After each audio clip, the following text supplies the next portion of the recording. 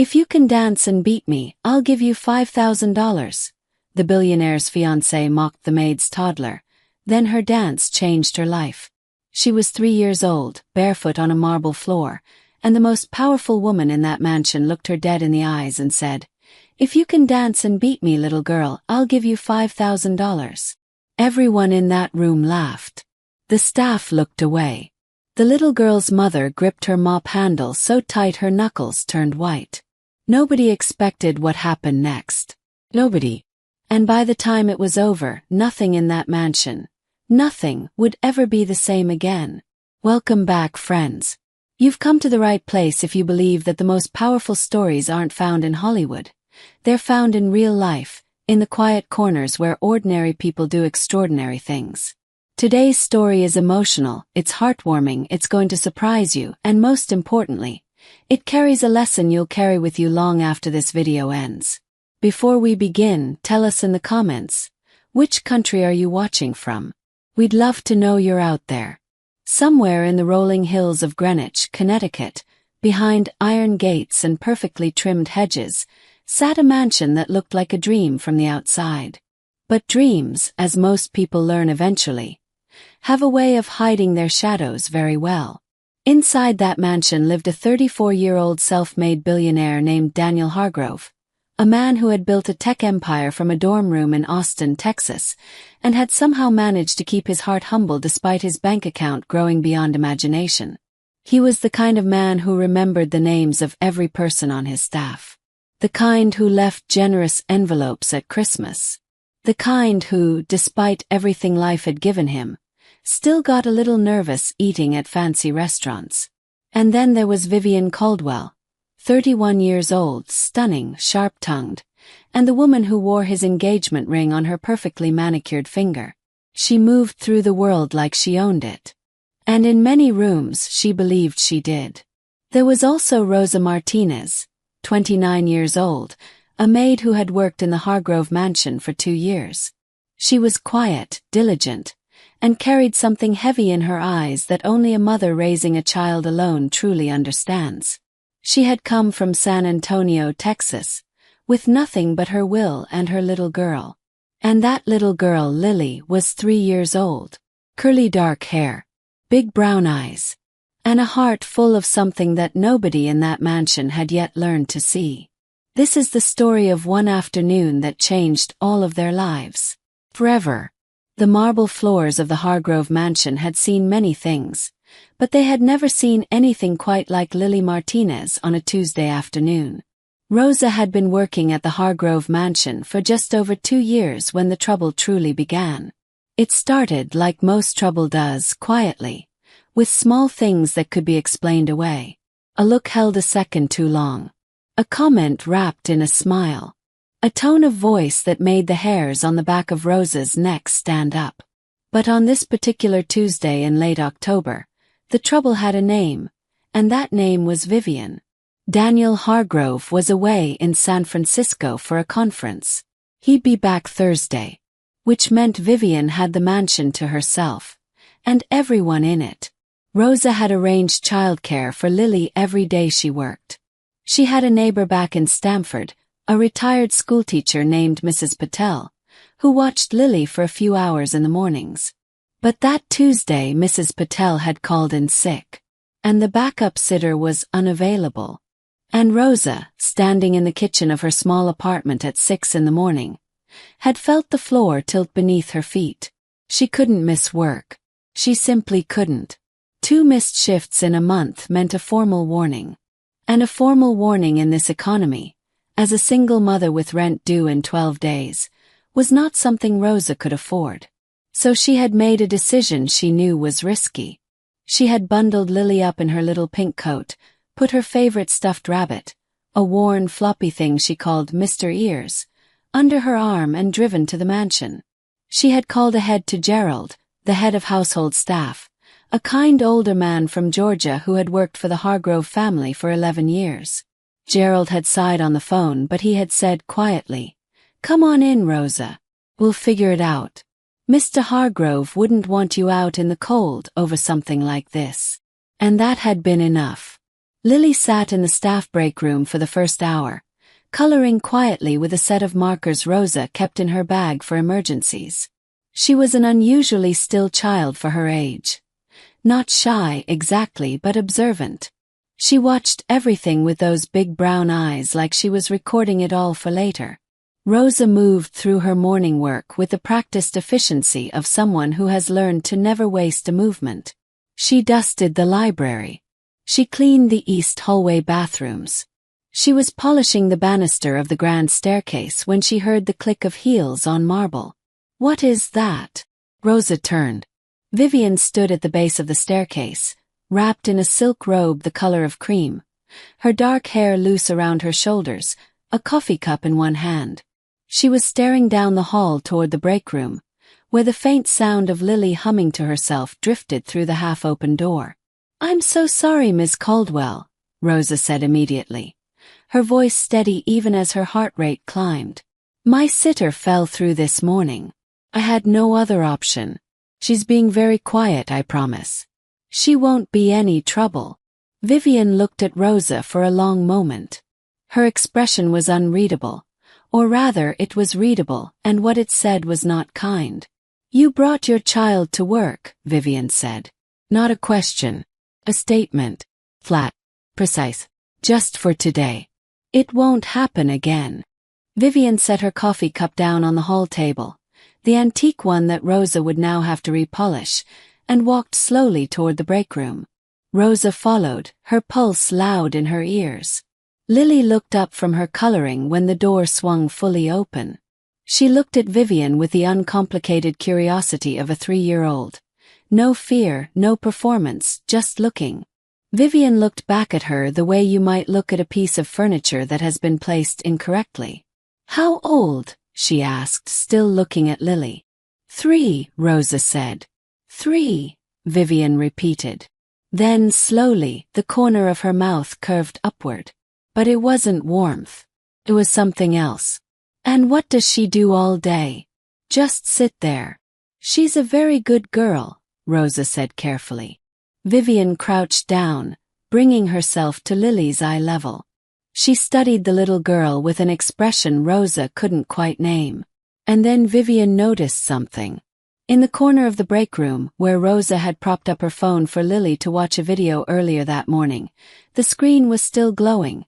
A children's dance video. Bright colors. Simple rhythm. And Lily's feet, under the table, were moving faintly, tapping in perfect time. "Oh," Vivian said softly. "She dances." "She loves music," Rosa said. Vivian stood back up slowly. Something had shifted in her face. Rosa would think about that shift for a long time afterward, try to identify exactly what it was. Was it amusement? Contempt? Or something older and stranger than either of those things? "My mother had me in ballet by the time I was 3, Vivian said, to no one in particular. "I danced competitively until I was 19. 3 national titles." A pause. "Not that it matters." "That's impressive," Rosa said politely.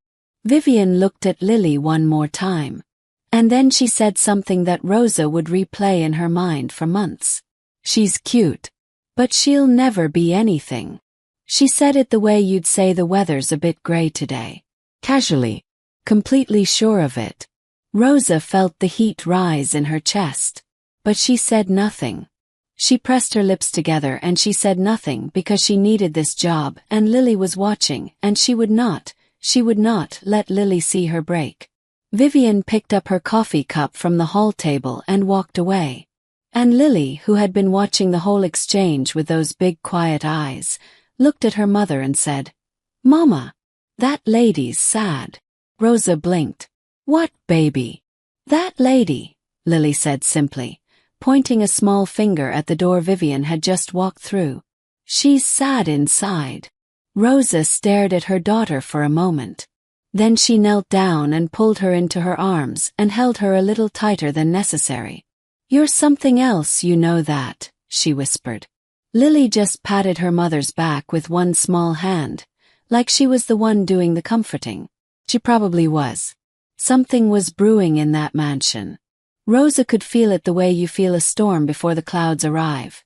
In the air, in the stillness, in the way Gerald kept giving her careful looks across the hallway.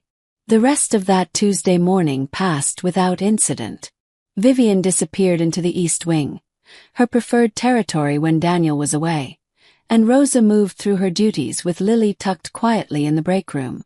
By noon, Rosa had gotten through 2/3 of her shift and had begun to believe, cautiously, that the worst was behind her. She should have known better. It was just after 1 o'clock when Vivian reappeared. This time she was dressed. Fitted black slacks, a cashmere sweater. Her hair pulled back into something architectural and expensive. She had company. 2 women Rosa recognized vaguely as friends of Vivian's. Margot, who wore her wealth the way some people wear perfume, overwhelming and impossible to ignore, and Colette, who laughed at everything Vivian said about 3 seconds after everyone else did. They swept through the main hall like a weather system, carrying the scent of expensive lunch and white wine. Rosa was wiping down the glass panels beside the front door when they arrived. She nodded. Vivian didn't acknowledge her. Margot glanced at her the way you glance at wallpaper. Colette was already looking at her phone. Then Lily appeared. She had gotten restless in the break room and had wandered out into the hallway. Just a few steps, still clutching Mr. Ears, her little sneakers squeaking faintly on the marble. She stopped when she saw the 3 women and looked up at them with those open, fearless eyes. Margot noticed her first. "Oh my God, is that a child? Why is there a child in Daniel's house?" "The help brought her," Vivian said, with that same flat precision she'd used that morning. Rosa set down her cloth and moved toward Lily. "I'll take her back." "No, wait," Vivian said. There was something in her voice. Something that made Gerald, who had appeared silently at the end of the hallway, the way experienced household staff always seem to materialize when trouble is near, go very still. Vivian crouched down again in front of Lily. The same position as that morning. But the audience was different now. "Her mother says she loves to dance," Vivian said to her friends, but her eyes were on Lily. "Apparently she has quite the talent." Rosa's stomach dropped. "Is that so?" Margot said, amused. "I was thinking," Vivian continued, her voice light and careless and completely deliberate, "that we could have a little competition. After all," she smiled, and it was the most dangerous kind of smile, the kind that has decided something before it finished forming. "I did dance competitively for 16 years. It seems only fair to give the little girl a chance." "Vivian," Rosa began. "It's just fun," Vivian said, not looking at her. "Unless you're afraid she'll be embarrassed." Lily looked up at her mother. Rosa looked down at her daughter. And in that look was an entire conversation, the kind that mothers and children have without words. Rosa's eyes said you don't have to do anything. And Lily's eyes said something back that Rosa hadn't expected. Her eyes said I want to. Rosa straightened slowly. She looked at Vivian. "What exactly are you proposing?" Vivian stood up, spread her hands in a gesture of theatrical generosity. "Simple. The girl dances. Dance. Margot and Colette judge. If she beats me," she paused for effect, making eye contact with her friends, milking the absurdity of it, "I'll give her $5,000. Margot burst out laughing. Colette followed 2 seconds later, right on schedule. "Vivian, she's 3 years old," Margot said. "I know," Vivian said pleasantly. "That's rather the point." The room went quiet except for the laughter still fading in the corners. Gerald stood at the end of the hall, expression unreadable, hands clasped in front of him. Rosa stood very straight. She felt something burn behind her sternum, not just anger but something sharper, something protective and fierce and ancient. She looked at Lily again. Lily was looking at the floor, the wide expanse of white marble in the main hallway. She was very quiet. And then she looked up at Vivian with those serious brown eyes, and she said in her small clear voice, "Okay." The word landed in the room like a stone in still water. Rosa blinked. "Baby." I want to dance, Mama, Lily said simply. Vivian looked delighted in a way that didn't reach her eyes. Well then. It's settled.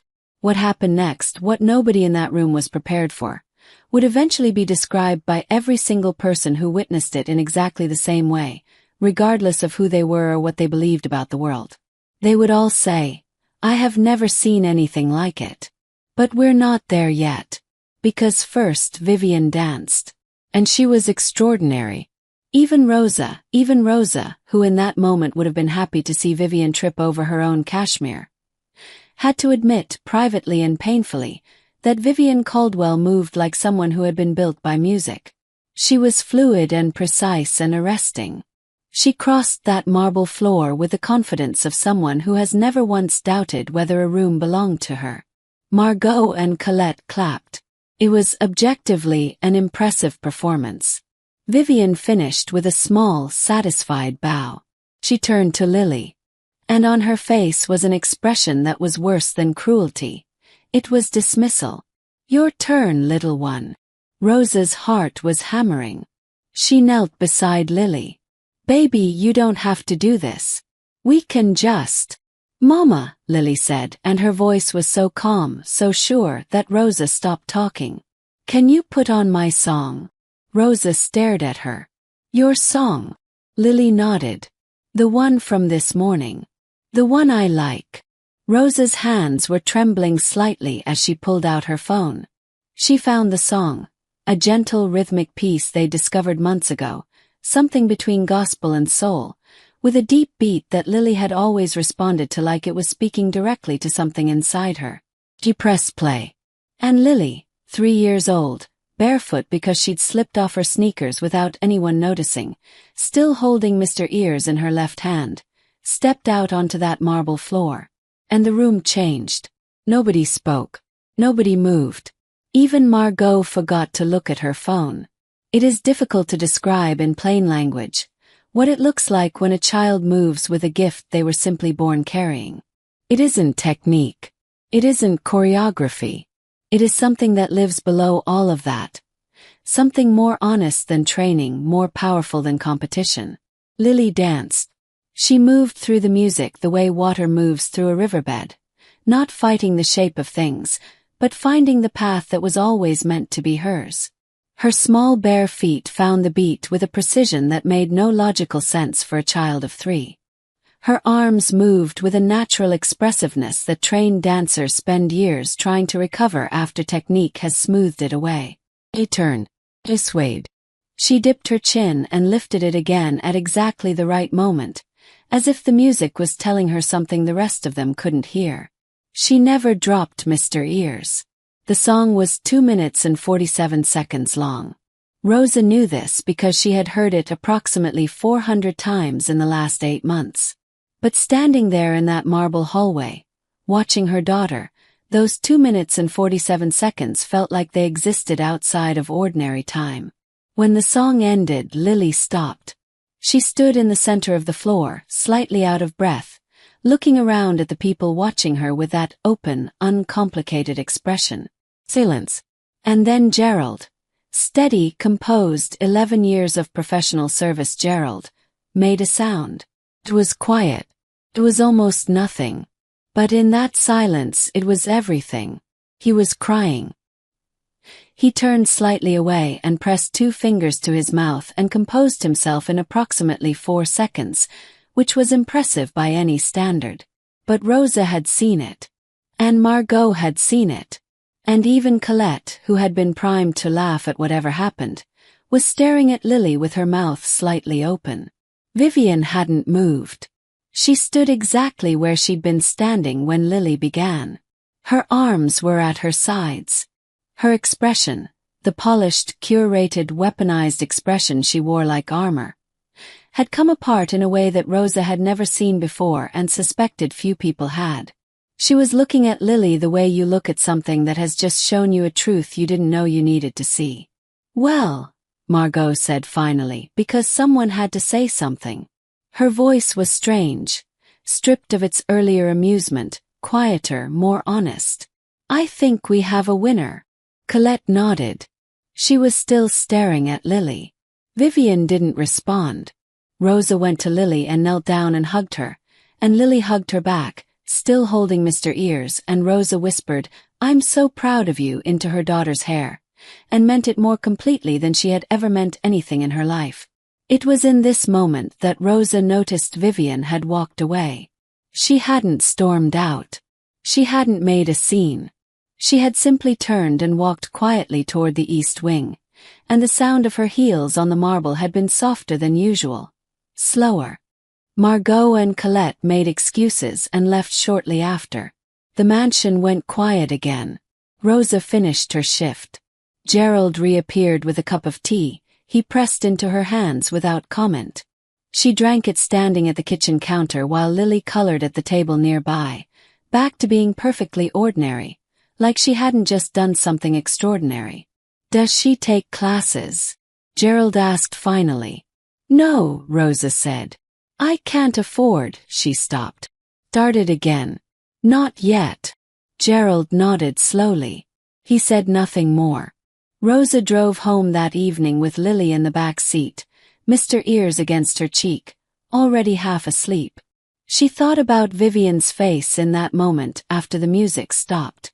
She thought about what Lily had said that morning. "That lady's sad inside." Rosa gripped the steering wheel and stared at the road and felt something she hadn't expected to feel. Not triumph. Not victory. Something quieter. Something almost like understanding. She pushed it away. She wasn't ready for it yet. What would you do if you were in Rosa's place, watching the woman who mocked your child stand there, undone by that same child's gift? Would you feel anger? Relief? Something else entirely? 3 days later, Daniel Hargrove came home from San Francisco. And that's when everything Rosa thought she understood about her situation began to change. She was polishing the library shelves on Thursday morning.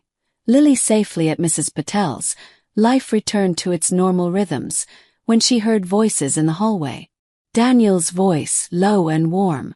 And then Vivian's, quick and brittle. The way glass sounds when it's vibrating at the wrong frequency.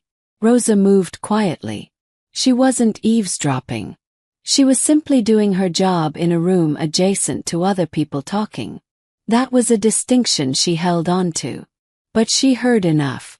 "I want to talk about Rosa," Vivian was saying. Rosa's hands stilled on the shelf. "What about her?" Daniel said. "She brought her child to work on Tuesday. Without permission. Against the household policy. Gerald told me about Tuesday," Daniel said, his voice careful. "He also told me what happened." Another pause, longer this time. "She made a mockery of this house," Vivian said. The brittleness in her voice had become something else now. Something tighter. "From what Gerald described," Daniel said slowly, "I think something else happened on Tuesday. I think something happened that—" "Don't." Vivian's voice sharp. "Don't do that. Vivian. I want her gone, Daniel. I want her dismissed." Rosa stopped breathing. The silence that followed lasted 5 full seconds. "No," Daniel said. One word. Quiet, certain, complete. Rosa heard Vivian's heels on the marble. Quick, sharp, receding. She heard a door close. And then she heard Daniel's footsteps, slower, moving in a different direction. She stood in the library for a long moment, her hand still on the shelf, her heart doing something complicated in her chest. She still had her job. But she also understood, clearly and completely, that this was not over. The next 2 weeks were the kind of quiet that comes before something breaks. Vivian was in the mansion more than usual. She watched Rosa with an attention that felt specific, cataloging, measuring, waiting. Rosa moved through her days with the careful precision of someone navigating a room full of things that could shatter. She smiled when appropriate. She worked immaculately. She gave Vivian nothing. But she felt it. That pressure in the air. That sense of something building just beyond the frame of every ordinary moment. She called her sister Carmen in San Antonio most nights, after Lily was asleep. Carmen was practical and loud and exactly what Rosa needed. "Leave," Carmen told her. "Rosa, just leave. Find another job." "There are no other jobs at this pay rate," Rosa said quietly. "Not without a degree. Not in this market. This job is Lily's dance classes. This job is her winter coat. This job is, Carmen, this job is everything right now." Carmen was quiet for a moment.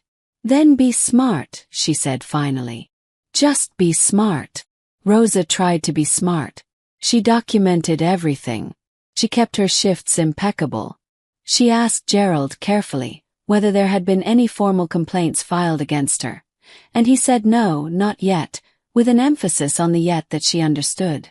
And then, on a Wednesday evening, Daniel Hargrove appeared in the hallway as Rosa was preparing to leave. "Rosa, do you have a moment?" He turned. He was standing in the doorway of the library, her library, the one she cleaned on Thursdays, with his hands in his pockets, looking slightly unsure of himself in the way that genuinely kind people sometimes do when they have something important to say. "Of course," she said. They stood in the hallway. Daniel cleared his throat. "Gerald told me what happened. With your daughter. With the—" He paused. "The dancing." Rosa kept her expression neutral. "I apologize again for bringing her without prior approval. It won't." "That's not what I want to talk about," Daniel said. She waited. "I heard she's extraordinary," he said. "Your daughter. That she's—" He looked at her carefully. "That she's genuinely gifted." Rosa felt something loosen in her chest very slightly. "She loves music," she said. "She always has. Since she could walk." "Is she in classes?" "Not yet." Daniel nodded slowly. He looked like he was choosing his next words carefully. Not performing it, but actually doing it. "I wanted you to know," he said, "that I have no intention of letting anyone make things difficult for you here. Your job is safe. That's all I wanted to say." Rosa studied him for a moment. "Thank you, Mr. Hargrove." He nodded, started to go, then turned back. "What's her name?" "Your daughter. Lily." He smiled. It was a real smile, the kind that uses the eyes. "That's a good name," he said and walked away. Rosa drove home that night with something unfamiliar sitting in her chest alongside the worry and the exhaustion. Something that might, in better light, have been called hope. She didn't trust it yet. She was right not to. Because 3 days later, everything that Rosa had been bracing for arrived. And it arrived in a shape she had never anticipated. She came to work on Saturday morning to find the mood in the mansion utterly altered. Gerald was pale. The 2 other housekeepers, Maria and Denise, were speaking in whispers in the kitchen. Rosa put her bag down and looked at Gerald. "What happened?" Gerald closed the kitchen door. "There's going to be an event tonight," he said quietly. "A dinner. About 20 guests. Miss Caldwell organized it." He paused. "Rosa, I need you to listen to me very carefully." She listened. The dinner, it turned out, was not just a dinner. It was a gathering of some of Daniel's most significant professional relationships. Board members, investors, close colleagues. The kind of event that mattered. The kind that, if something went wrong, would matter in ways that couldn't be undone. And Vivian, Gerald explained, his voice almost apologetic, had specifically requested Rosa as the primary server for the evening. "She never makes requests like that," Rosa said. "I know," Gerald said. "She's setting me up for something." Gerald pressed his lips together. "I don't know that. But I think you should be careful." Rosa spent the day preparing. She was meticulous. She was thorough. She went over every possible thing that could go wrong and prepared for it. She checked every dish. She memorized the seating arrangement. She was ready. The dinner began at 7. 23 guests, including Daniel and Vivian, seated at the long dining table in the formal room. Rosa and Maria moved through the courses with quiet efficiency. Everything was, for the first 90 minutes, exactly as it should be. And then Vivian, lifting her wine glass in a gesture that appeared entirely casual, knocked it directly into Rosa's path. The glass didn't fall. Rosa caught it quick, clean, no spill. But in that moment, with 22 sets of eyes momentarily on her, Vivian said, lightly, conversationally, to the table at large, "Rosa has been with us for 2 years. She's very dedicated. Although, a small, pleasant pause, she did bring her child to work recently, unannounced, which was a bit awkward. Laughter, some of it. Polite social laughter."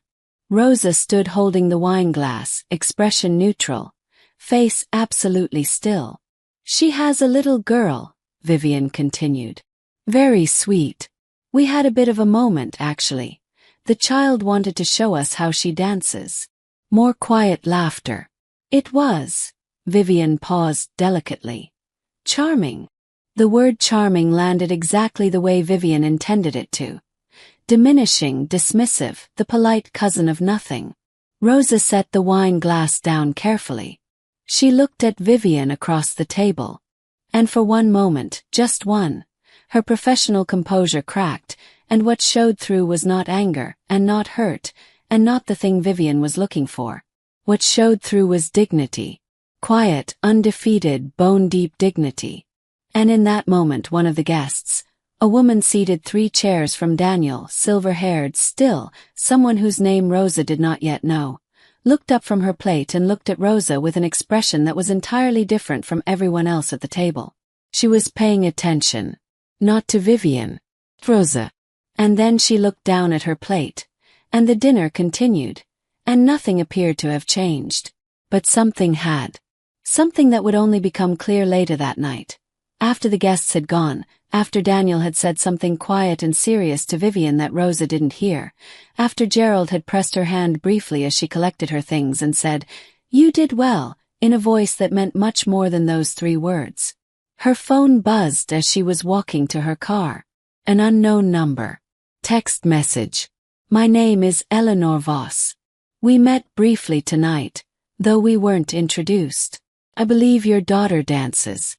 I would very much like to speak with you. Evie." Rosa stood in the cold November air outside the Hargrove mansion, staring at her phone. Eleanor Voss. She didn't know that name yet. She Googled it standing there in the dark. And her breath left her body. Eleanor Voss was the founder and director of the Voss School of Dance in New York City, widely considered one of the most prestigious youth dance academies in the country. Alums had gone on to professional companies, Broadway, national competitions. She had trained champions. She was, by every account, a legend. And she had just texted Rosa Martinez's personal cell phone. Rosa leaned against her car. The cold didn't touch her.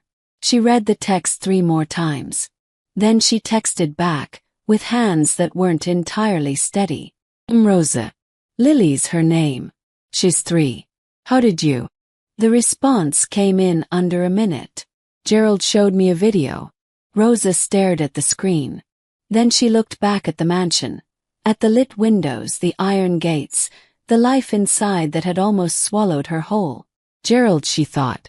Steady, quiet, 11 years of professional service Gerald, who had been crying in the hallway 11 days ago when Lily danced, who had, apparently, thought to do something about it. Rosa put her phone in her pocket. She got in her car. She drove home. And for the first time in a very long time she cried. Not from sadness. Not from fear. But from something that finally felt safe enough to arrive. 3 months later, a little girl in a pink leotard stood at the bar of a studio at the Voss School of Dance in Manhattan, and the woman beside her, Eleanor Voss herself, 71 years old and not given to easy sentiment, watched her and said nothing for a very long time. Then she said, "She's the real thing, Rosa." Rosa, sitting in the observation chairs along the wall, nodded once. She had known. She had always known, in the way that mothers know things about their children that they can't quite explain and can't quite prove until the rest of the world catches up. She just hadn't known how far it would go. The Voss School offered Lily a full scholarship. Not a partial one. Not a conditional one. A full scholarship, starting the following September, with an accelerated early development track designed for children who show extraordinary early aptitude. Eleanor had never offered one to a 3-year-old before. She said so plainly in the letter. This is unprecedented. But then so is she. The letter arrived on a Thursday morning. Rosa read it at her kitchen table while Lily ate cereal and watched a cartoon, completely unaware. Rosa read it twice. Then she put it face down on the table, walked to the bathroom, and sat on the edge of the tub and let herself feel everything she had been too tired and too scared to feel for 3 years. She felt the loneliness of raising Lily alone after her ex-partner left when Lily was 4 months old. She felt the particular weight of caring about someone so completely that your own needs become a language you've forgotten how to speak. She felt the 2 years of marble floors and careful smiles and swallowed words. She felt that Tuesday in October, with Vivian's voice wrapping around the word charming like a fist. She felt all of it. And then she washed her face and went back to the kitchen and sat down across from her daughter. "Lily," she said. Lily looked up from her cereal. "Yeah, Mama. You know how much you love to dance." Lily's face did the thing it always did when dancing was mentioned, something that started in her eyes and worked its way outward, like a light coming on inside a house. "Yeah. Some people want to help you do more of it. In a very special place in the city." Lily thought about this for a moment. "With music. With lots of music. Can Mr. Ears come?" Rosa laughed. A real laugh, the kind that comes from the bottom of the lungs. "Yes, baby. Mr. Ears can come." Meanwhile, in the Hargrove mansion, something else was shifting. Rosa had kept her job through those 3 months. Daniel had made good on his word, and Vivian had, if not softened, at least retreated. But the dinner party had been a turning point in a way that extended beyond Rosa. Daniel, according to Gerald, who shared appropriate amounts of information with the quiet discretion of a man who understood exactly what he was doing, had a long and serious conversation with Vivian after the guests left that November night. Gerald didn't share the details. He didn't need to. What he did say was, "She's reconsidering some things." Vivian Caldwell had been raised in a world where value was something that could be worn, where superiority was a position you maintained by ensuring others stayed below it, where a 3-year-old barefoot on a marble floor was a punchline, not a person. But something had happened to Vivian in that hallway in October. Rosa had seen it in her face, that crack in the armor when the music stopped. That moment of undoing that Vivian had spent 3 months trying to seal back up. It wasn't sealing. Rosa didn't know the full story. She wouldn't for some time. But she learned pieces of it, the way you learn things in houses where people live closely together. Vivian, it turned out, had stopped dancing at 19 not because she chose to, but because she was told to. By a teacher. By a system that evaluated bodies instead of souls and found hers, by its own brutal metrics, insufficient. She had been told she was technically excellent but that she lacked something. That intangible thing that separates the trained from the truly gifted. She had spent 12 years not thinking about it. And then a 3-year-old with a stuffed rabbit had walked out onto a marble floor and been, effortlessly, completely, the thing that Vivian had been told she would never be. Rosa, learning this, sat with it for a long time. She thought about what Lily had said. That lady's sad inside. She thought about cruelty. How often it is grief wearing a different coat. How often the people who diminish others are the ones most diminished by something they can't name. She didn't excuse it. She wasn't required to excuse it. But she understood it now in a way that changed the weight of it. She let some of the anger go. Not for Vivian's sake. For her own. On the last day of January, Rosa gave her notice at the Hargrove mansion. She had found a part-time position at a performing arts community center in Stamford, closer to home, with hours that aligned with Lily's future school schedule. The pay was less. The security was greater, in a different sense, the sense that matters more than money when you have a child who has just been handed a future. Gerald walked her to her car on her last day. It was cold, the sky the particular pale gray of late winter, the kind that promises spring is coming but refuses to specify when. "You're going to be all right," Gerald said. "Not a question." "I know," Rosa said. And she meant it. "She's going to be something," he said. "She's already something," Rosa said. Gerald smiled. "The real kind." "Yes," he said. "She is." He had one more thing to give her. An envelope, which he pressed into her hands with a quiet formality that suggested the contents had been deliberated over carefully. "From Mr. Hargrove," he said. And, a pause, "from Ms. Caldwell." Jointly. Rosa looked at the envelope. "Gerald, just open it at home," he said gently. She did. Inside was a check. $5,000. And a note in handwriting she didn't recognize. Looped and slightly unsteady, like someone writing through some difficulty. "Promise is a promise. I'm sorry it took me so long to understand what I was actually looking at. V." Rosa sat at her kitchen table for a long time with that note. Lily was asleep. The apartment was quiet. The heat made small sounds in the pipes. Through the window, the streetlights turned the snow a pale amber, and the whole world looked for a moment like something that could be kind. Rosa folded the note carefully. She set it beside the letter from Eleanor Voss. 2 pieces of paper. 2 impossible, ordinary, real things. She thought about a Tuesday in October. About marble floors and a stubborn little girl who took her shoes off before she danced. About the way music can reach into a room and rearrange everyone inside it. About how the smallest, most overlooked people sometimes carry the largest gifts, and how the world, when it's paying attention, cannot look away. She thought about what she wanted Lily to know someday, when Lily was old enough to understand the story of the afternoon that changed everything. She wanted her to know this. Your gift doesn't need anyone's permission to be real. It was real before anyone saw it.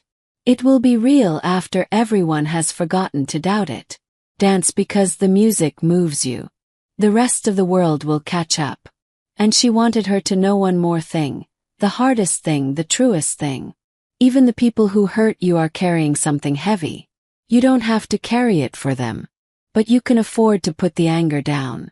Rosa Martinez went to bed that night lighter than she had been in years. In the morning, Lily woke up before 6, as she always did, and padded into Rosa's room in her pajamas and climbed into the bed and immediately started humming. That small, unconscious, irrepressible hum that had been the first sign years ago, before anyone had a word for it. Rosa put her arm around her daughter. Outside, the snow was still falling. And somewhere in Manhattan, a studio waited. If this story moved you, if it made you feel even a fraction of what Rosa and Lily carry in them, then this video did exactly what it was meant to do.